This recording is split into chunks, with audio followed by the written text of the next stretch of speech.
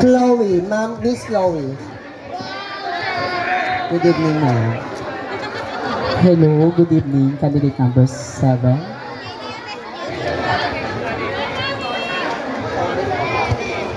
Does a woman sacrifice more than men? Again, does a woman sacrifice more than a man?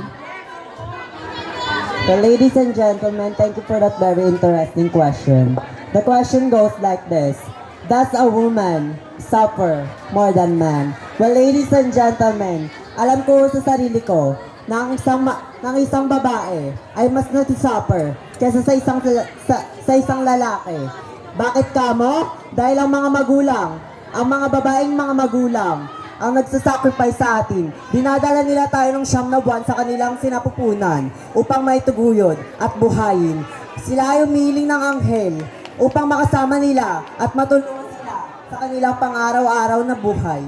Well, ladies and gentlemen, lagi ho nating pakatatandaan na pahalagaan ho natin ang ating mga magulang. Babae man yan o lalaki, lahat tayo ay may pantay-pantay na karapatan dito sa ating mundong ginagalawan. Kaya lagi ho natin pakatatandaan, mahalin ho natin sila at pahalagahan. Dahil hindi ho natin alam kung kailan sila mawawala o kung kailan sila kukunin ng ating poong may kapal.